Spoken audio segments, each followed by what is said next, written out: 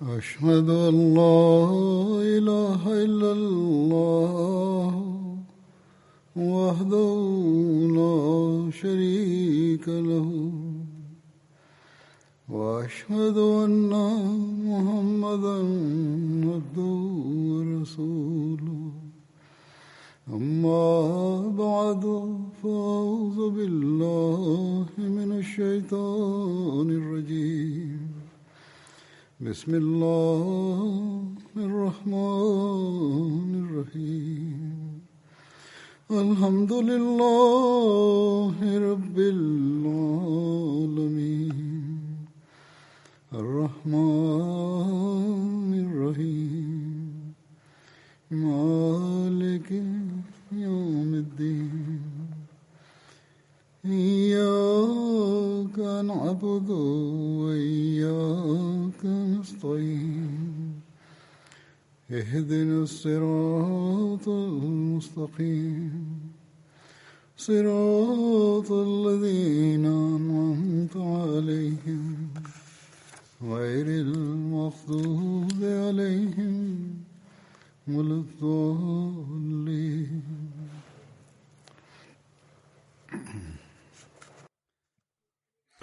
Heute werde ich beginnen, über Hazrat Umar bin al-Khattab radhiyallahu anhu zu berichten. Hazrat Umar gehörte dem Stamm Banu Adi Ka'b bin Lohi an. Sein Vater hieß Khattab bin Tufail und seine Mutter Hantuma bint Hashim. Und seine Mutter war die Cousine von Abu Jahl. Gemäß einer anderen Überlieferung hieß seine Mutter Mumtina bin Hisham und so wäre sie die Schwester von Abu Jahl gewesen. Aber diese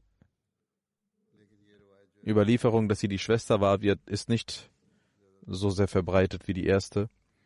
Ein Überlieferer sagt, dass sie nicht die Schwester von Abu Jahl war, sonst wäre er auch der Bruder von Haris. Der Vater hieß Hashim, das heißt, sie scheint die Cousine von Abu Jahl gewesen zu sein. Über das Geburtsdatum von Hazrat Umar gibt es verschiedene Überlieferungen. Gemäß einer Überlieferung wurde er im Jahre 4 Jahre vor der Schlacht von Fujar geboren. Gemäß einer anderen Überlieferung heißt es, dass die große Schlacht von Fujar, dass er 4 Jahre danach geboren wurde. Diese Schlacht wird Fujar genannt, weil sie in einem verbotenen Monat stattfand, was sehr als frevelhaft galt.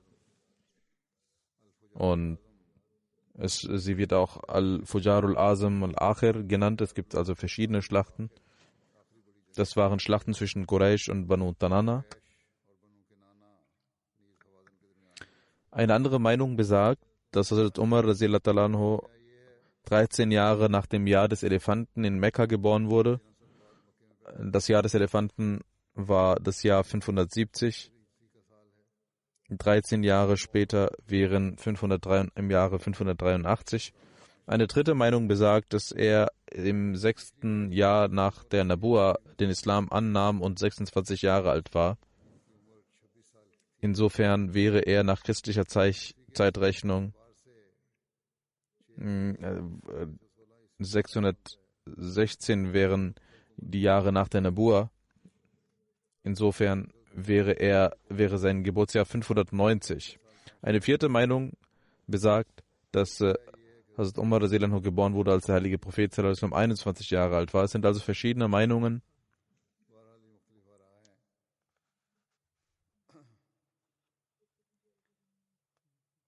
Also er war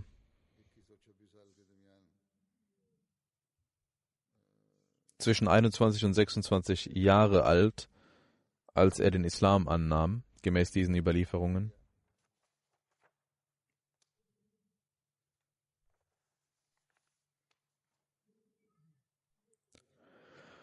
Die Kunya, das Pseudonym von Hazrat Umar, war Abu Hafs.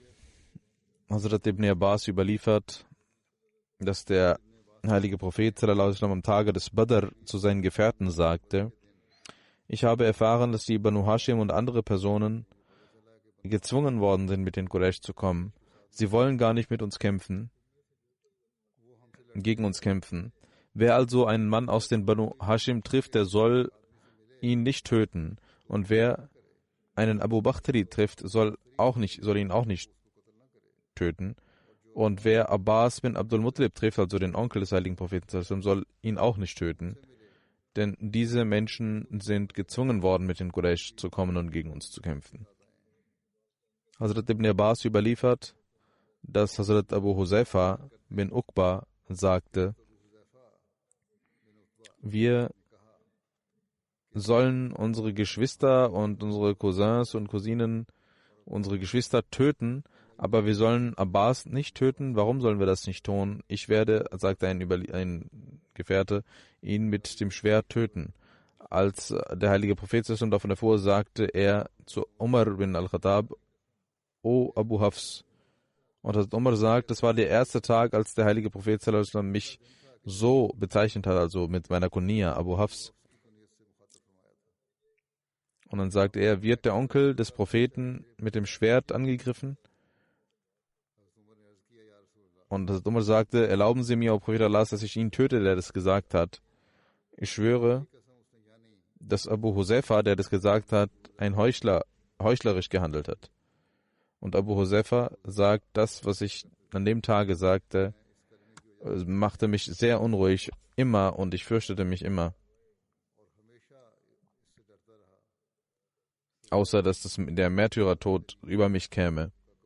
Und Abu Huzaifa verstarb den Märtyrertod am Tage der Schlacht von Yamama. Hazrat Aisha überliefert, dass der heilige Prophet sallallahu alaihi wasallam Hazrat Umar auch Faruk nannte. Das war ein Titel, den er ihm gab. Was war der Hintergrund dieses Namens? Dazu gibt es Überlieferungen. Hazrat Ibn Abbas überliefert: Ich fragte Hazrat Umar: Wie wurden Sie Faruk genannt?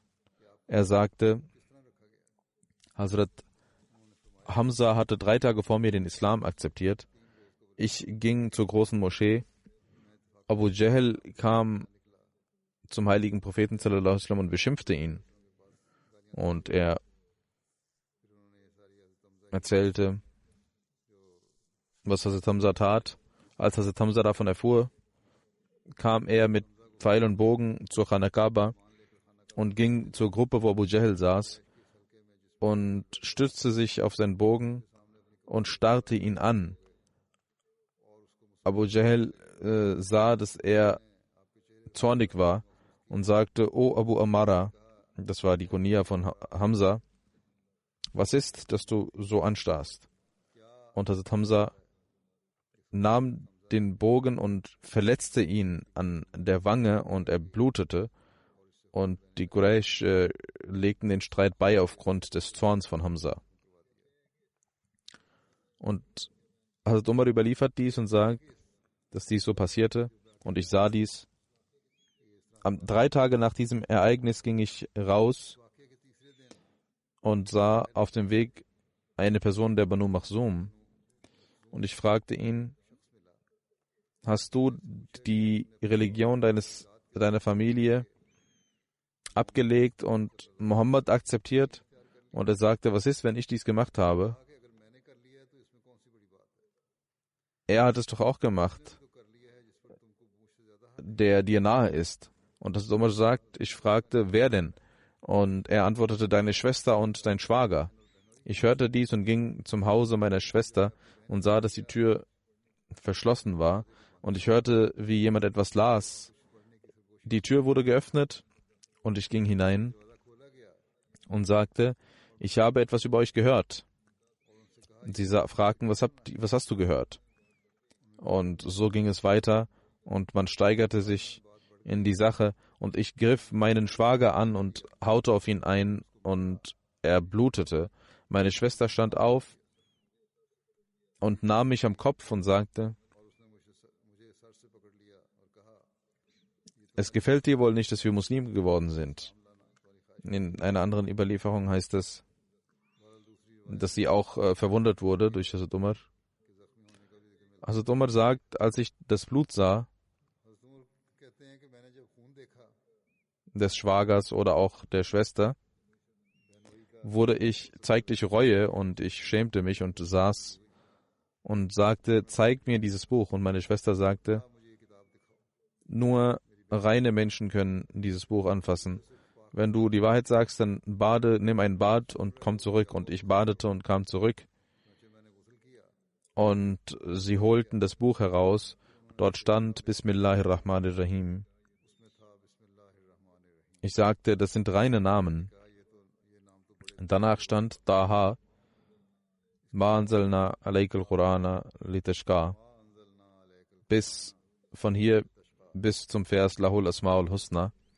Also die Surah Taha 2-9, Verse 2-9. Und er sagt, ich hatte Ehrfurcht in meinem Herzen aufgrund dieser Worte. Ich empfand Ehrfurcht. Und ich sagte, die Quraysh rennen davon. Und ich nahm den Islam an und sagte, wo ist der heilige Prophet Muhammad sallallahu alaihi wasallam? Meine Schwester sagte, er ist in Dar Arqam. Ich traf dort ein und klopfte an die Tür. Die Gefährten versammelten sich. Hazrat Hamza sagte, was ist mit euch? Und sie sagten, da ist Umar. Hazrat Hamza sagte, auch wenn es Umar ist, öffnet die Tür, wenn er draußen steht. Wenn er mit guter Absicht gekommen ist, werden wir ihn willkommen heißen. Wenn er mit einer schlechten Absicht gekommen ist, werden wir ihn töten. Der heilige Prophet Muhammad sallallahu alaihi wasallam hörte dies und kam hinaus. Und Hazrat Umar rezitierte die Kalima Shahada.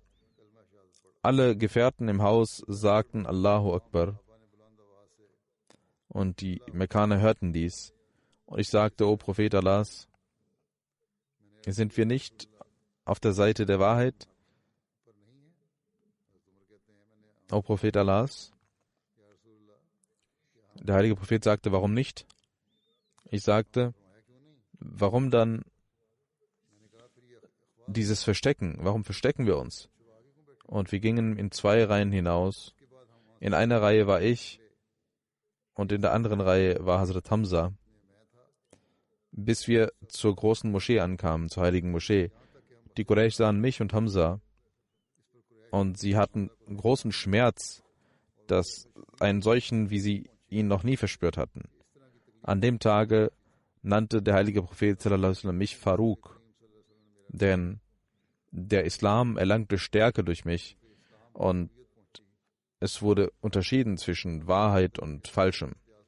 Ayub bin Musa überliefert, dass der heilige Prophet sallallahu alaihi wasallam sagte, ohne Zweifel hat Allah die Wahrheit durch Umars Zunge vermittelt und er ist der Faruk, denn Allah hat unterschieden durch ihn zwischen dem Wahren und dem Falschen. Hazrat Umar war ein großgewachsener, starker Mann. Er hatte auf dem Vorderkopf keine Haare, rötliche Haut und dichten Bartwuchs, der rötlich war, und leichte Wangen. In der Zeit der Jahiliya gab es verschiedene Praktiken und über Hazrat Umar heißt es, dass er kämpfte und dass er den Zweikampf und das Reiten liebte. Und es gab auf dem Kerb gab es Ringwettbewerbe, an dem er teilnahm. Und er pflegte auch die Kamele auszuführen, die Kamele seines Vaters. Vor dem Islam gab es nicht die Praxis, dass Menschen lesen und schreiben konnten. Als der heilige Prophet sallallahu alaihi wasallam erschien, gab es nur 17 Männer aus Quraysh, die schreiben konnten. Hazrat Umar hatte in jener Zeit schon gelernt zu lesen und zu schreiben.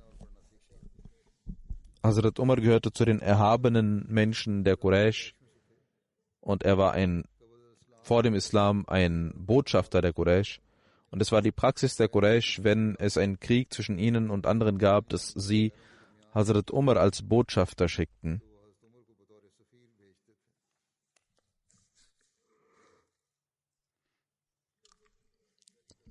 Als einige Muslime nach Abessinien auswanderten, gab es einige, die Hazrat Umar kannten und ihn sahen. Es gab einige Muslime, die Hazrat Umar kannten und Hazrat Umar sah sie, obwohl er noch kein Muslim war, und war voller Schmerz.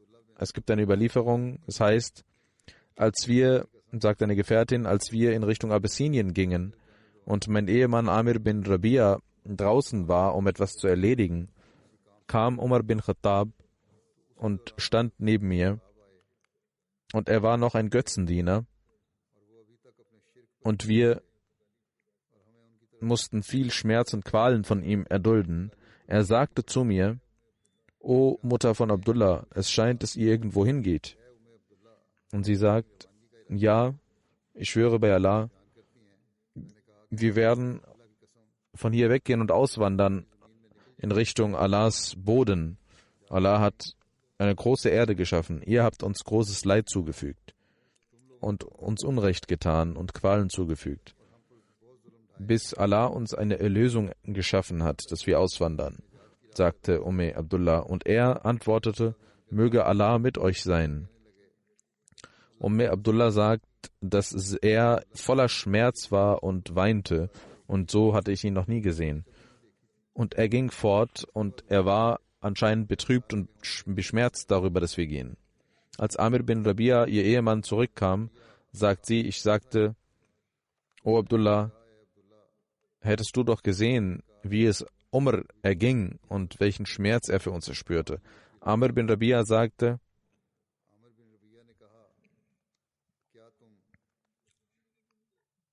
Hast du die Hoffnung, dass er den Islam annehmen wird? Bist du überzeugt davon? Sie sagte ja.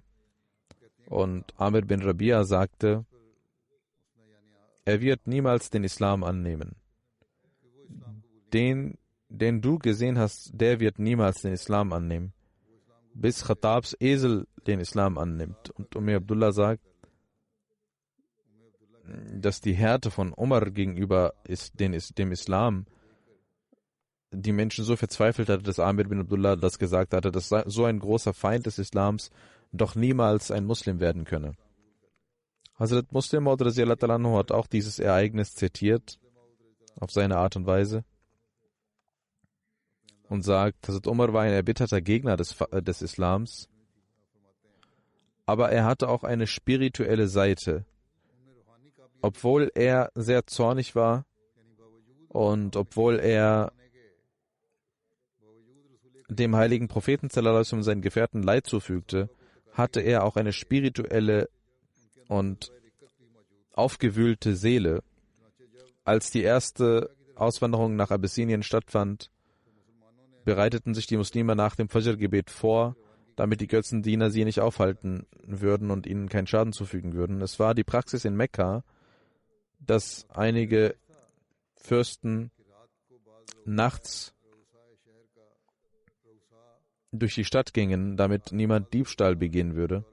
Sie schauten herum, und gemäß dieser Praxis war Hazrat Umar auch nachts unterwegs, und er sah, dass an einem Ort vor einem Haus das Hab und Gut von einigen Menschen liegt. Und er sah eine Gefährtin und kannte sie und sagte: O Frau, was ist los? Ich sehe, dass ihr auf eine lange Reise gehen wollt. Der Mann von ihr war nicht anwesend. Wenn er dort wäre, hätte es sein können, dass er eine Ausrede geschaffen hätte und dass er nicht richtig gesagt hätte, wo er hingeht. Aber, also Muslim sagt, die Frau dachte nicht daran, sondern sagte die Wahrheit und sagte, Umar,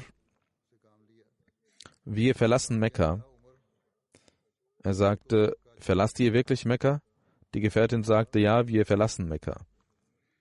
Hazrat Umar fragte, warum denn? Und sie antwortete, Umar, wir verlassen Mekka, weil du und deine Geschwister uns nicht hier sehen wollt und uns daran hindert, den einen Gott anzubeten. Deswegen müssen wir unsere Heimat verlassen und ein weiteres Land, ein anderes Land aufsuchen. Trotz dessen, dass Hazrat Umar ein Feind, ein erbitterter Gegner des Islams war, obwohl er selbst die Muslime angriff und sie zu quälen pflegte, hörte er diese Antwort, dass diese Gefährten das Land verlassen, weil er und seine Geschwister, seine Freunde nicht sie hier haben wollen und ihnen nicht die Freiheit geben, Gottesdienste zu erweisen, war Umar beschämt und drehte sich zur Seite und sagte, okay, gut, dann geh und Gott möge mit euch sein. Es scheint, dass Umar aufgewühlt war und dachte, wenn ich jetzt nicht woanders hinschaue, werde ich anfangen zu weinen. Und so kam auch der Mann der Gefährtin und er dachte, dass dies ein erbitterter Gegner des Islams war. Er sah ihn dort stehen und dachte, dass er wahrscheinlich die Menschen daran hindern würde, auszuwandern. Und er fragte, warum ist dieser Mann hier? Die Frau sagte, er kam und fragte mich, wo wir hingehen. Er sagte nicht, dass er uns etwas antut. Der Gefährte sagte dies, weil er noch dort stand. Hazrat Umar war wohl etwas zur Seite gegangen. Und er sagte nicht, dass er etwas Falsches tut. Und die Gefährtin sagte, oh, der Sohn meines Onkels. Die arabischen Frauen pflegten ihren Ehemann als den Sohn ihres Onkels zu bezeichnen. Sie sagte, du sagst, dass er uns nicht antun soll, aber ich glaube, er wird zu einem Muslim werden eines Tages. Denn als ich sagte, Umar, wir verlassen Mekka, weil du und deine Brüder uns nicht erlauben, in Freiheit Gott anzubeten, da wandte er sich weg und sagte, okay, geh weg und möge Gott euer Hüter sein. Und er hat eine aufgewühlte Stimme und ich glaube, er hatte Tränen in den Augen. Und er wird eines Tages den Islam annehmen.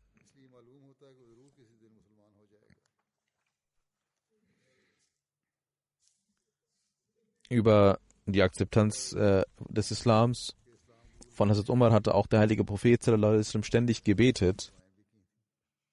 Es heißt in einer Überlieferung, Hazrat Ibn Umar überliefert, dass der heilige Prophet sallallahu alaihi wasallam sagte,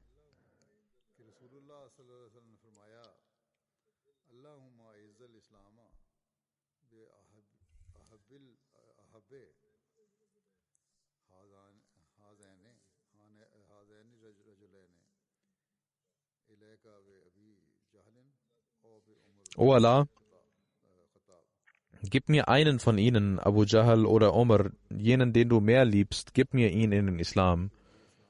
Und Ibn Umar sagt, Gott liebte Umar mehr als Abu Jahl. Hazrat Ibn Umar überliefert, dass der heilige Prophet sallallahu alaihi wasallam sagte,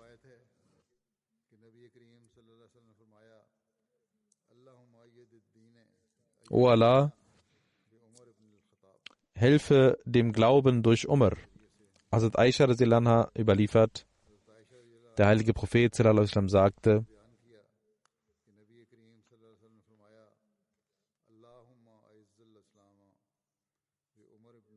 O Allah, gewähre dem Islam Erhabenheit, besondere Erhabenheit durch Umar.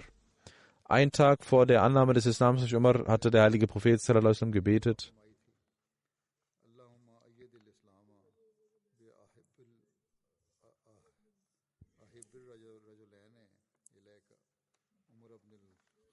O Allah, gib einen von denen mir zum Islam und helfe den Islam durch sie, den du mehr liebst, Umar bin Khattab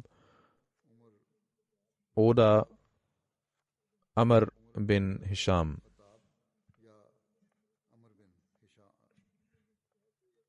Also entweder Umar bin Khattab oder Amr bin Hisham sollst du uns geben, um dem Islam zu helfen.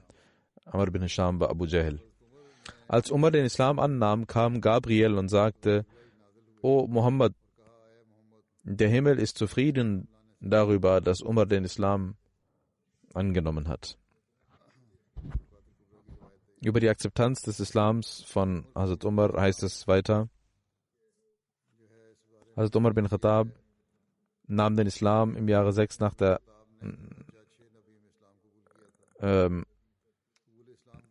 Nubuwa an, und es heißt in einer Überlieferung, in Siratul Halbiya steht, dass Abu Jahl einmal zu den Menschen sagte: O ihr Quraysh,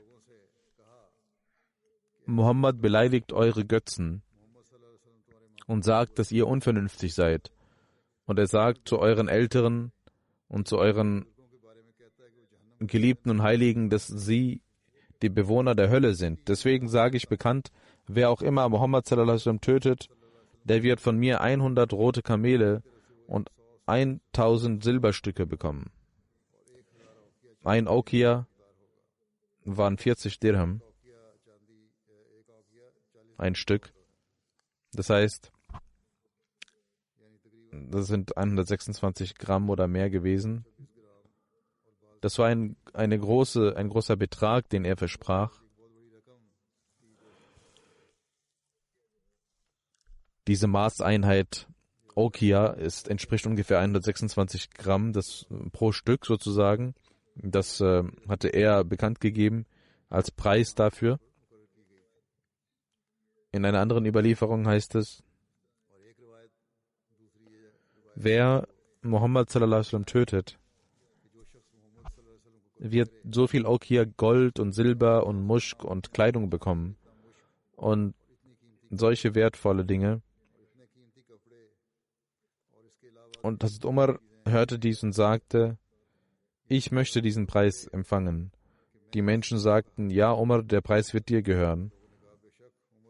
Und Hazrat Umar schloss einen Vertrag mit ihnen, und Hazrat Umar sagt: Ich nahm mein Schwert und ging, um den heiligen Propheten sallallahu alaihi wasallam zu suchen. Ich sah auf dem Weg ein Kalb, das geschlachtet wurde, und ich hörte aus seinem Bauch: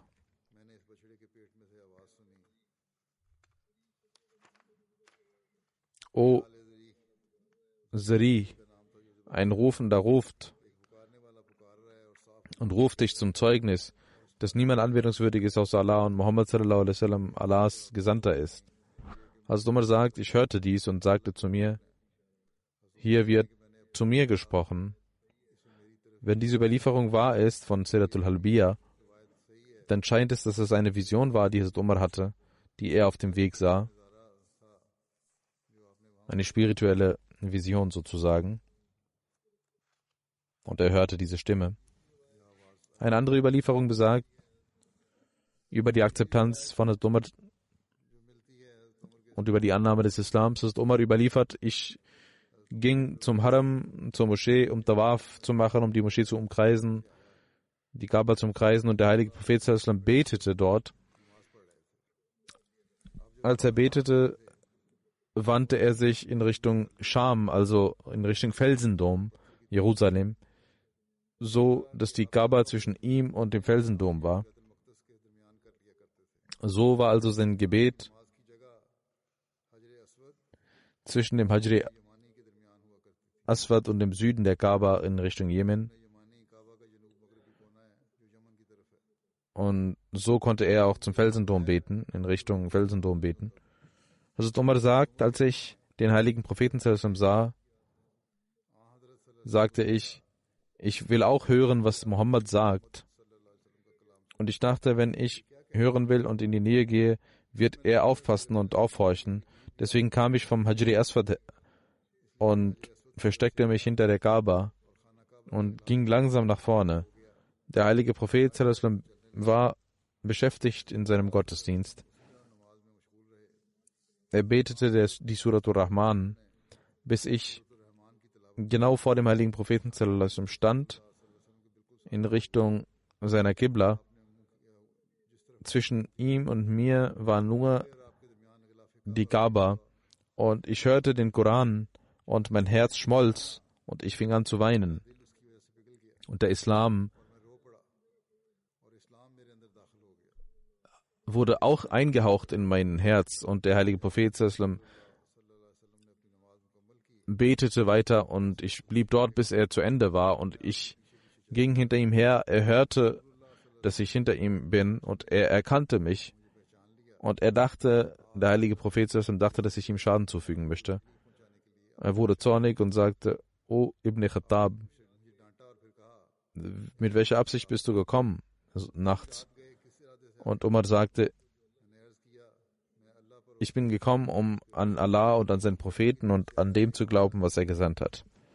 Eine vierte Überlieferung besagt,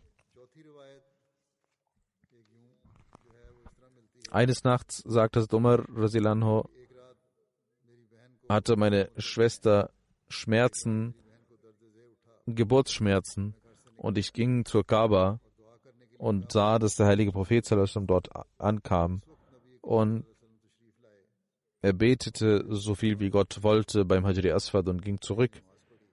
Und ich hörte ein Wort, was ich vorher nie gehört hatte.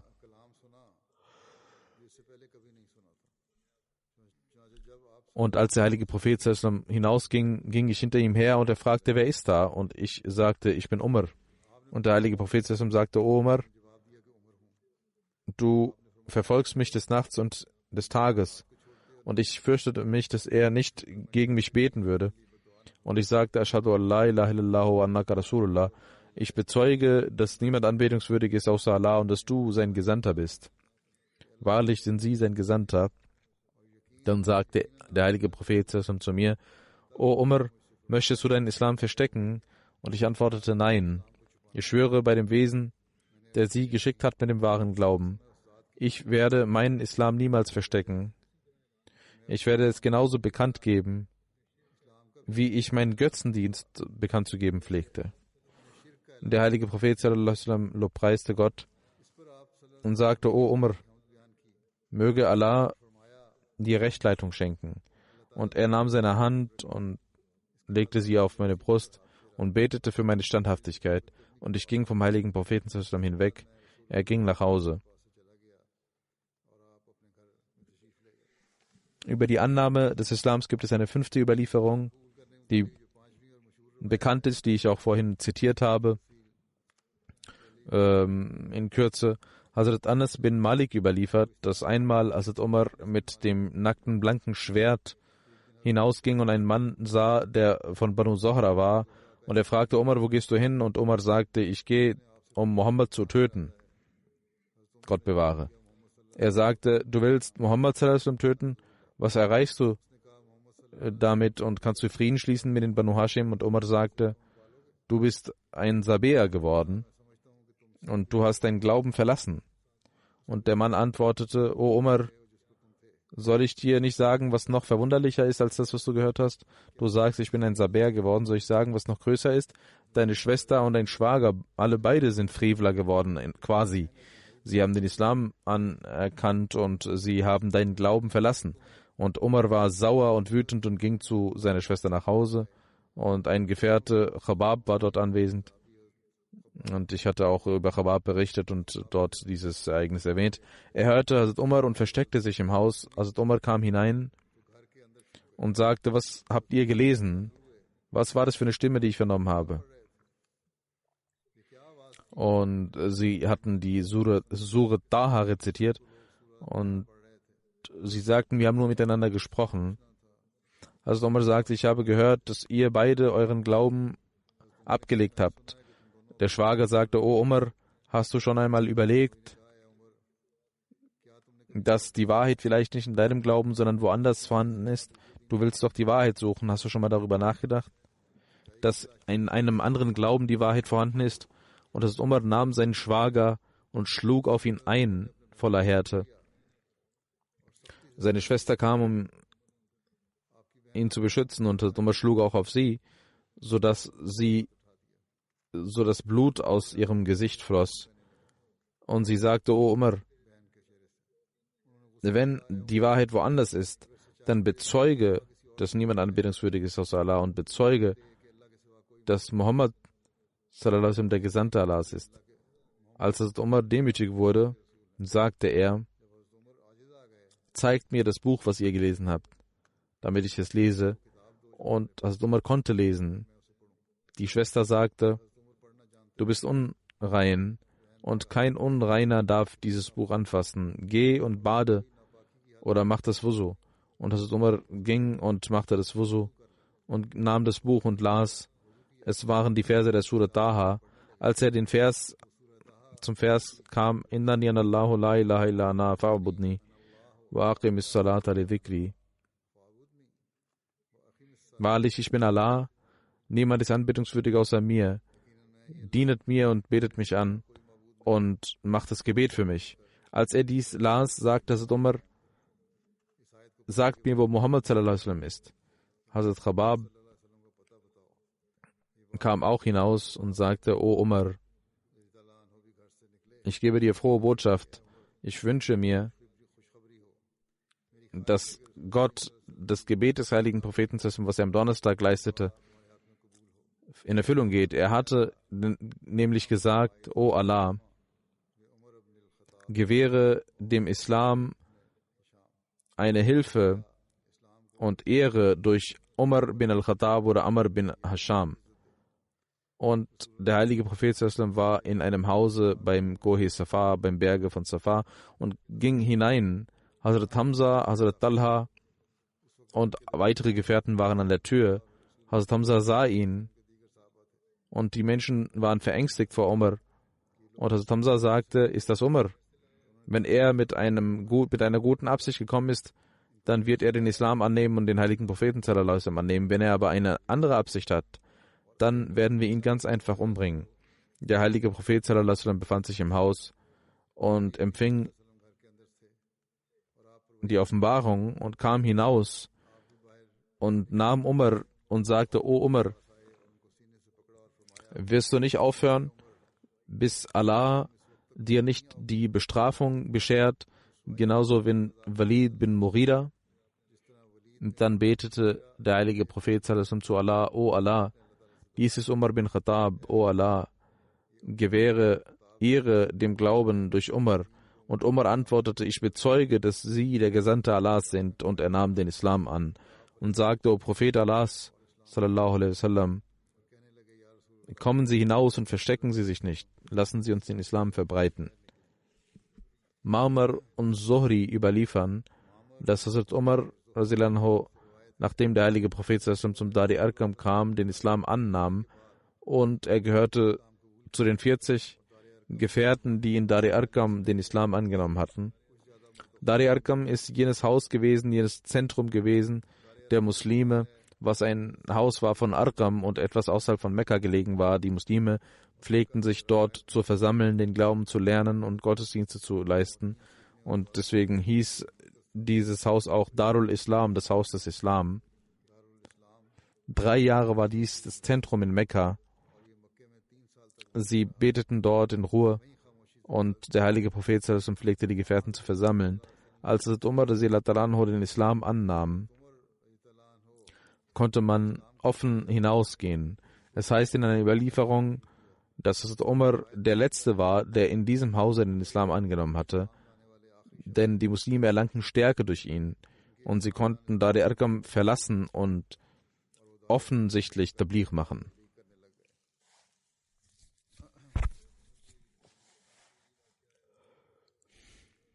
Es gibt einen kleinen Unterschied zu diesem Ereignis an einer anderen Stelle.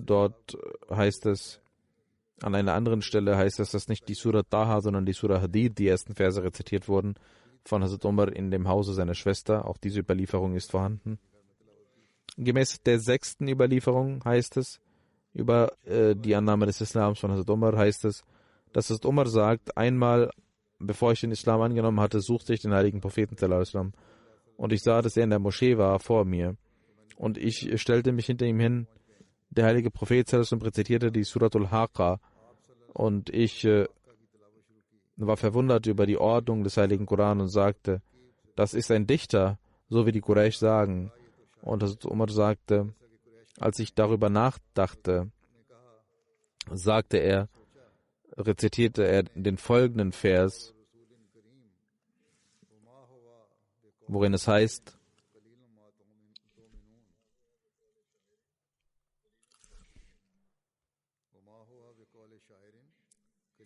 Dies ist das Wort des Erhabenen und es ist nicht das Wort eines Dichters. Es gibt wenige, die daran glauben. Und Hazrat Umar sagt, als er dies rezitierte, dachte ich, das ist ein Magier, der mich gehört hat. Und der heilige Prophet sallallahu rezitierte weiter, dass dies nicht das Wort eines Magiers ist. Er las weiter in dem Vers, worin es heißt: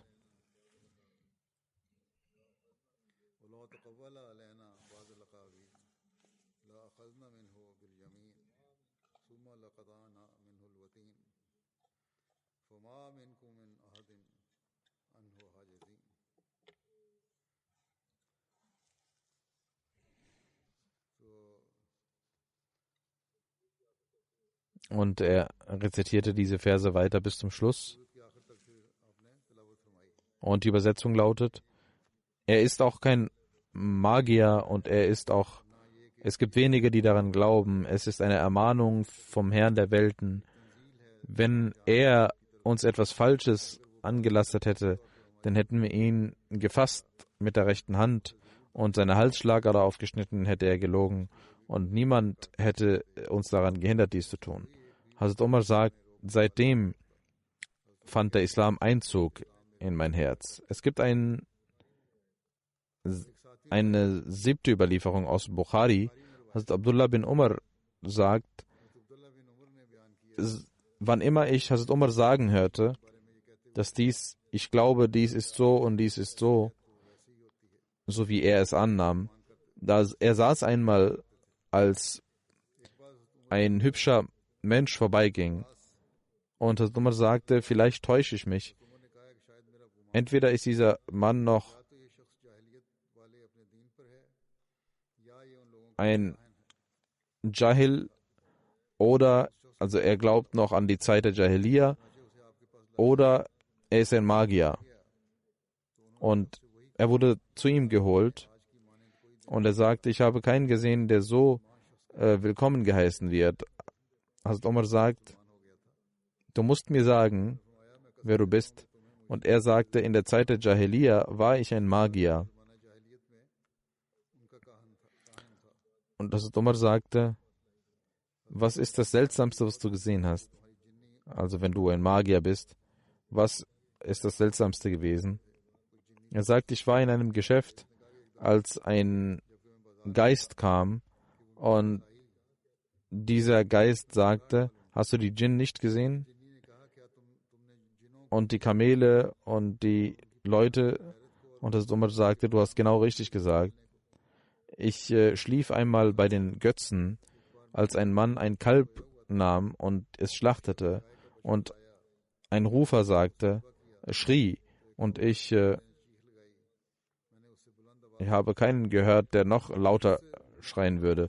Und er sagte, oh du Feind, der die Grenzen überschritten hast, es ist das Beste, was man tun kann. Und er sagt, La ilaha illallah, niemand ist anbetungswürdig außer Allah. Und die Menschen standen auf. Und ich sagte, ich werde nicht hinausgehen, bis ich nicht weiß, wer dahinter steckt. Dann kam eine weitere Stimme, O du Feind, der die Grenzen überschritten hast. Ein Mensch sagt, La ilaha illallah, niemand ist anbetungswürdig außer Allah. Und ich stand auf. Und es war nicht lange Zeit vergangen, dass mir gesagt wurde, dass das ein Prophet ist. In Bukhari steht auch La ilaha illa anta, also niemand ist anbetungswürdig außer dir. Das steht in Bukhari. Jedenfalls nahm Hazrat Umar den Islam an und es gibt verschiedene Überlieferungen in den Büchern dazu, wie er den Islam annahm. Die berühmteste, die die meisten zitieren, ist genau diese Überlieferung, in der Hazrat Umar mit dem Schwert hinausging, um den heiligen Propheten, Gott bewahre, zu töten. Und auf dem Weg er jemanden traf, der sagte, schau auf deine Schwester, geh nach Hause zu deiner Schwester. Und er ging dorthin. Und es scheint, dass dies die Überlieferung ist, die richtig ist, beziehungsweise sie ist am weitesten verbreitet. Es gibt aber auch viele weitere Überlieferungen, die ich eben genannt habe. Wie dem auch sei, alle, die diese Überlieferungen zitiert haben, haben darüber diskutiert, aber wir denken, dass diese Überlieferung richtig ist, die mit der Schwester und dem Schwager zusammenhängt und dass er danach zum Dar Arqam ging.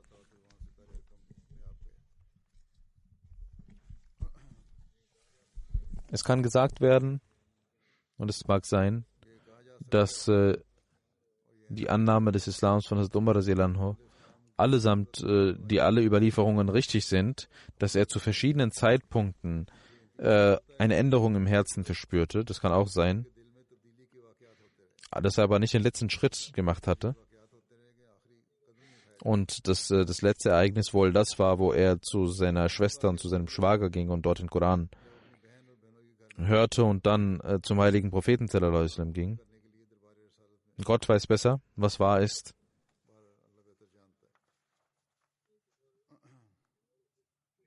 Hazrat Umar war 33 Jahre alt und er war einer der Fürsten seiner Stämme und war auch ein Botschafter der Quraysh, als er Bai'at machte, den Islam annahm. Und er war ein sehr tapferer Mensch. Durch seine Annahme des Islams hatten die Muslime einen großen Vorteil bekommen und wurden gestärkt. Und er war der Letzte, der in Dar Arqam den Islam annahm. Man ging danach hinaus, das war 6 Jahre nach der Bekanntgabe des Prophetentums des heiligen Propheten sallallahu alaihi wasallam. In Mekka waren 40 Männer, die den Islam angenommen hatten zu dem Zeitpunkt. Es wird weitergehen, inshallah, in den nächsten Tagen, in den nächsten Ansprachen. Ich möchte nun über einige Verstorbene berichten, deren Janaza ich auch verrichten werde. Der erste ist Ahmed Mahmud Usman Shaghuti Sahib. Er ist der Sohn von Usman Shaghuti Sahib von Jemen. Er ist am 9. April 2021 im Alter von 87 Jahren in Ägypten verstorben. Inna lillahi wa inna ilaihi raji'un. Ahmed Muhammad Usman Shaghuti wurde in Jemen, in Aden geboren, in Eden in Jemen geboren. Als Ghulam Ahmad Sahib Muballigh nach Aden ging, war Shaghuti Sahib 14 Jahre und machte das Bai'at. Danach hat er als Diener der Jamaat in Jemen gearbeitet. Er war Sadr Jamaat in Jemen eine lange Zeit. Bis zu seinem Tode hat er als Sadr Jamaat gedient von Jemen.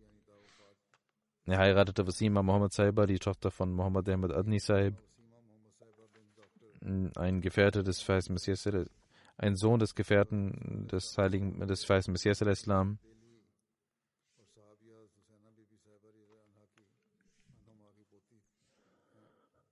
Shaghuti Sahib heiratete in Rabwa.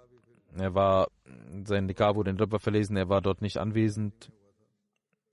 Dann kam er auch nach Rabwa und traf Hazrat Muslim anhu und traf verschiedene Busurgan und Gefährten des Verheißten Messias al-Islam. Shaghuti Sahib hatte Health Management gelernt in Großbritannien und in Liverpool University. Hat er seinen Master gemacht. Er war Dekan in Jemen, 29 Jahre lang in einer Universität. Hat er gedient, hat er gearbeitet. Neben den Ländern im Mittleren Osten hat er auch in verschiedenen weiteren Ländern als Berater fungiert. Er war seit einiger Zeit krank und seit einigen Monaten hat er in Ägypten gelebt. Wollte nach Großbritannien kommen und dort wurde er auch behandelt. Aber aufgrund seiner Krankheit verstarb er am 9. April und kehrte zu seinem Schöpfer zurück. Er war Musi. Er hatte eine Frau, einen Sohn, Muhammad Shaghuti, einen Arzt. in Amerika hinterlassen und er hat einige Enkelkinder. Die ältere Tochter ist in Jemen, eine Tochter ist in Deutschland und Marwa Shaguti Sahiba ist in Großbritannien in MTA und dient in MTA Al-Arabiya. Ihre Tochter Marwa Shaguti sagt, es ist richtig, dass das Paradies unter den Füßen der Mütter liegt, aber mein Vater hat mich genauso geliebt. Ich habe keinen Unterschied gemerkt zwischen Mutter und Vater. Er war ein rechtschaffener, gottesfürchtiger Mensch, der sehr demütig war, selbstlos war, geduldig, kümmerte sich um die Armen, liebte die Menschen. Und viele haben dies auch geschrieben, das, was sie geschrieben hat. Und er tat seine Arbeit immer mit Aufrichtigkeit und hielt immer seine Versprechen ein, machte Nawafil, betete stets pünktlich und achtete immer auf die Gebete. Sie sagt, im Jahre 2002 machte er auch die Pilgerfahrt, also mit seiner Ehefrau zusammen. Der stellvertretende Sadr Jamaat von Jemen, Khalid al-Sabri Sahib, sagt, dass er ein sehr tapferer Mensch war, immer lächelte, gastfreundlich war, mit jedem Ahmadi wie ein Vater, eine Bindung wie ein Vater aufgebaut hatte. Wann immer die Jamaat etwas benötigte, gab er aus seinem Einkommen und hatte verschiedene Dinge selbst aus seinem Geld, das er hatte, gekauft für die Jamaat. Und er gab für die Ahmadis viel aus und kümmerte sich um die Witwen, um verschiedene Kinder und um ihre Wohnungen. Im Jahre 2018, obwohl er so alt war, machte er eine Reise von Aden nach Sanaa, eine sehr erschwerliche Reise, obwohl die saudischen Angriffe dort stattfanden und es sehr schwierig war. Es war auch sogar schwer zu laufen für ihn. Er machte diese Reise, um mit den Menschen in Sanaa das Eid zu beten und mit ihnen an der Freude teilzunehmen und ihnen zu helfen. Und die Menschen waren sehr glücklich, dass er gekommen war. Als nächstes geht es um Qureshi Zakaullah Sahib, Daftar Jalsa Salana, Accountant. Er ist am 9. April im Alter von 87 Jahren verstorben. Inna lillahi wa inna ilaihi raji'un. Qureshi Sahib, in seiner Familie kam die Ahmadiyyat durch seinen Großvater mütterlicherseits und durch den Großvater seiner Ehefrau, Hazrat Khurshid Ali Sahib.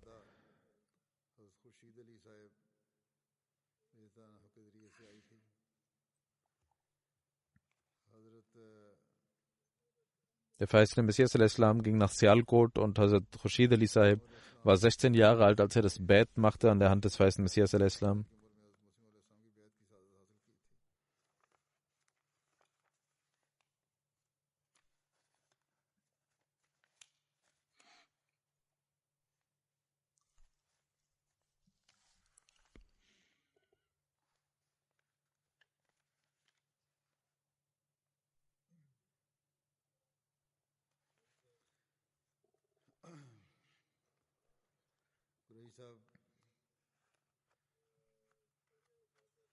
Seine Ehefrau ist bereits verstorben. Er hat 5 Töchter, einen Sohn hinterlassen. Er wohnt ist Hafiz Quran in England.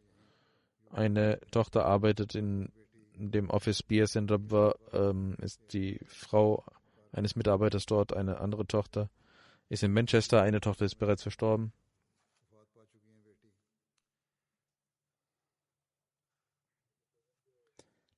(1954) begann er mit seinen Diensten in der Jamaat, arbeitete mit Hazrat Sahib Zada mit Bashir Ahmad Sahib zusammen. 58 Jahre lang hat er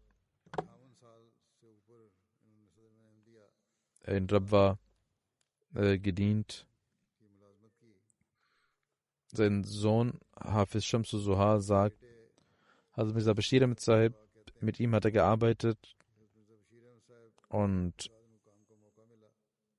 also Mir Bashir Ahmad Sahib, pflegte zu ihm nach Hause zu gehen. Einmal ging er nach Hause zu ihm am ersten Tag. Also Mirza Bashir Ahmad Sahib sagte, setzen Sie sich. Und er sagte, ich kann nicht sitzen vor den Kindern des weißen Messias. Und Mirza Bashir Ahmad Sahib sagte, Al-Amru Fawq al-Adab. Das heißt, ein Befehl ist wichtiger als die Ehre. Und er sagt, mein Vater war ein sehr stiller Mensch und betete stets, aber betete auch das Namaz Tahajjud und zahlte die Chanda und kümmerte sich um die Menschen. Er hat eine treue Bindung zum Khilafat und eine Liebe zum Khilafat und versuchte uns auch immer dazu zu ermahnen. Er sagte, in der Kindheit nahm er mich zum Gebet mit und sagte stets, wenn der Kalif dir eine Aufgabe gibt, sollst du immer bereit sein, dies zu tun. Und viele arme Menschen, er kümmerte sich um arme Menschen und um ihre Kosten. Die Tochter Amtus Salam sagt, dass mein Vater durch sein Vermögen in Rabwa eine Moschee, ein Grundstück für eine Moschee gegeben hatte. Er pflegte zweimal in einem Monat den Koran zu Ende zu rezitieren. Er hat seinen Kindern alles beigebracht. Das nächste Janaza ist von Malik Khalik Dad Sahib aus Kanada. Er ist im Alter von 85 Jahren verstorben. Inna lillahi wa inna ilaihi raji'un. Sein Großvater Sheikh Nuruddin Sahib Tajir Qadian war ein Gefährte des Weißen Messias al-Islam. Sein Großvater väterlicherseits Maula Dad Sahib hatte mit dem Bait an der Hand des ersten Kalifen, der Ahmadiyyat beigetreten, ist der Jamaat beigetreten. Er hat als Sadr Jamaat gedient, in der Shubha in Kanada gedient und pflegte stets die Gottesdienste zu leisten und war ein sehr treuer Mensch und beteiligte sich immer an die finanziellen Opfer, hatte eine treue Bindung zum Khilafat. Und ich habe auch dies gesehen, dass er ein sehr treuer Mensch war, für das Khilafat immer bereit war. Er gehörte zu den ersten Musianen. Er hat eine Frau, 4 Söhne und 3 Töchter hinterlassen. Ein Sohn ist in der Nationalamla in Kanada. Das nächste Janaza ist von Muhammad Salim Sabir Sahib, Mitarbeiter Nazarat Umuriama. Er ist am 27. März im Alter von 77 Jahren verstorben. Inna lillahi wa inna ilaihi raji'un. Die Ahmadiyyat kam in seiner Familie durch Nur Muhammad Sahib, durch seinen Vater, Gefährte des Weißen Messias al-Islam. Er war in Anjouan in der Nähe von Qadian. Im Jahre 1903 ging er nach Qadian und leistete das Bait an der Hand des Weißen Messias al-Islam.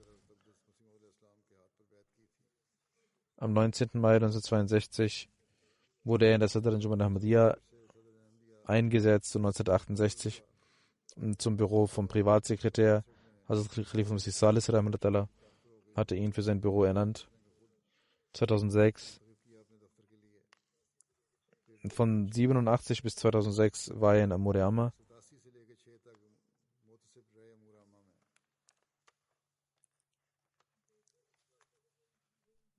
Er hat 59 Jahre lang gearbeitet. Er war ein Musi. Sein Neffe und Schwiegersohn sagt, er pflegte stets das Tahajjud zu verrichten, die Gebete pünktlich zu verrichten und legte solche schmerzvollen Gebete an den Tag, dass der Mensch, der neben ihm immer saß, auch immer sehr aufgewühlt wurde. Und er pflegte immer den jungen Leuten die Liebe zum Khilafat zu lehren. Und er betrachtete die Schmerzen anderer Menschen als seine eigenen Schmerzen und versuchte immer die Probleme der Menschen unter der Anleitung der Anweisung des Khilafats zu lösen. Dann geht es um Naima Latif Sahiba, die Frau von Sahibzada Mehdi Latif Sahib aus den USA. Sie ist am 10. März verstorben. Inna lillahi wa inna ilaihi rajiun. Ihr Ehemann Saibzada Mehdi Latif war der Enkel von Saibzada Abdul Latif Shahid, ist der Enkel. In Peshawar University hat sie ihr Masters gemacht in Botanik, dann in der Botanik, im Botanikinstitut in Peshawar gearbeitet, 1972 bis 1972. 1970 durch Aufruf von Hazrat Khamsi Salih hat sie Waqf gemacht durch Nusrat Jahan. Ihr jüngerer Bruder Said Malik Sahib ging nach Nigeria bis 1975 und so lange war sie auch die Principal einer Schule dort. 1975 ging sie nach USA und in dem Botanikinstitut University of Nebraska arbeitete sie als wissenschaftliche Mitarbeiterin. Dann kam sie nach Maryland und hat dort in der Lajna Maila gedient. Sie war Naib Sadr Lajna in den USA. Sadr von Washington war eine liebevolle Frau, die sich um die Schmerzen anderer kümmerte. Sie war Musia. Ein Ehemann, 4 Brüder, 2 Schwestern hat sie hinterlassen. Hat keine Kinder. Ein Bruder ist Naib Amir von USA und einer arbeitet in Darul Qaza, USA. Das nächste Janaza ist von Safia Begum Saiba, Frau von Muhammad Sharif Sahib aus Kanada. Sie ist im Alter von 80 Jahren am 11. März verstorben in Allahi wa inna ilaihi rajiun. Sie war die Tochter von Chirag Din Sahib von Peshawar. Sie war Sadr Lajna von Wakent. Ihr Ehemann ist in einem Unfall 1994 verstorben. Nach dem Tod ihres Ehemanns hat sie sich um die Kinder auf bestmögliche Weise gekümmert. Sie betete stets pünktlich, war eine sehr geduldige, fromme Frau, hatte das Wasiat gemacht mit einem Vermögen mit einer Beteiligung von 1/3. Sie hat 4 Töchter und einen Sohn hinterlassen und alle Kinder dienen der Jamaat auf irgendeine Art und Weise. Möge Allah allen Verstorbenen Vergebung und Barmherzigkeit erweisen und ihre Ränge erhöhen. Amin.